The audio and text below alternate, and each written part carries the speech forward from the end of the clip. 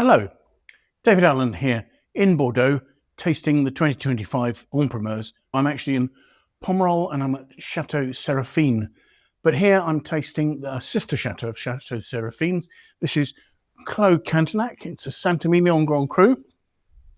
And I thought this would be interesting to look at because it's a pure Merlot, 100% Merlot, but actually coming off terroir, off soils that are clays and gravels.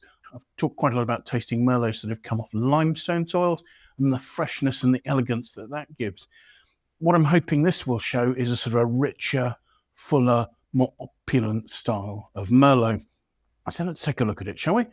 The wine has quite a good depth. It's not quite opaque, of fairly deep, dark, purple ruby colour. It loses very little colour to the rim. It's quite happily staining the glass. But there's a nice intensity to the colour here. So let's see what we're making the aromas, shall we?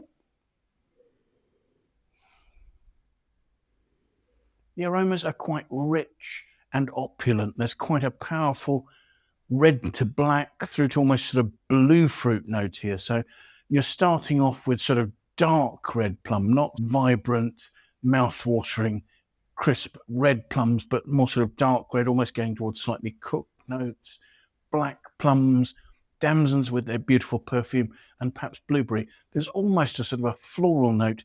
The other thing I do detect here is almost a hint of mintiness as well, which I find quite fascinating, but I think that's one of the high tone notes coming from the quite floral aromas that are here. There are some touches of spice and a little bit of vanilla woven in there, but really harmoniously fitting in with the fruit. So it's for taste.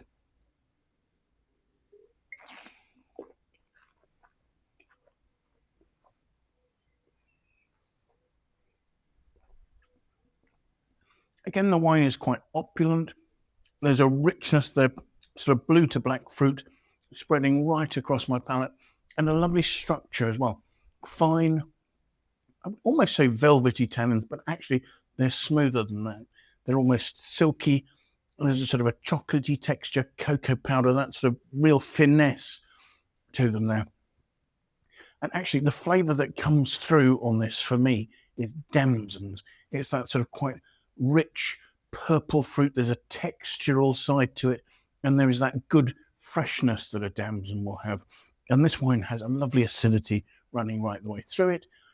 Now, the alcohol on this wine is 13.25%. More normally, here in Pomerol, I'd expect to find Merlots at least 13.5% and probably 14%, maybe even higher.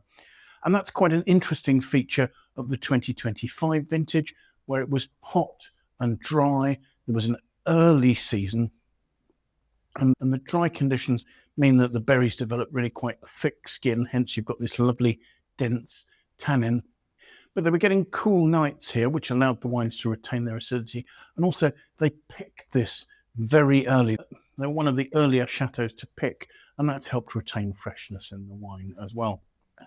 And what that freshness is doing is it's making sure that those beautiful piquant notes of damson, blueberry, blue flower notes, violets, that sort of thing, are all following through beautifully on the finish, giving the wine some really nice length. The wine has some power, it's complex, it has attractive aromas, well-handled tannins, and it lasts really well. This is a super enjoyable wine that I think is going to be very easy to drink from a young age. Will quite happily keep for 20 years in your cellar if you need it to. But I almost don't know why you'd want to, because it's so approachable now. It's got such beautiful fruit. The only issue with this particular wine is that there are only 6,000 bottles to go around. If this is a wine that interests you, or you're interested in any small production wines from the enprimeur, I would suggest that winesearcher is an essential tool to use. Following the link that I'll leave in the notes below, you could be amongst the first people to know when this wine is available on the market, who has it, and at what price. And also, using the tabs there, you can see the wine's price history, so you can make sure that the release price for this is in line with other vintages of the wine, and that can help to guide your buying decisions.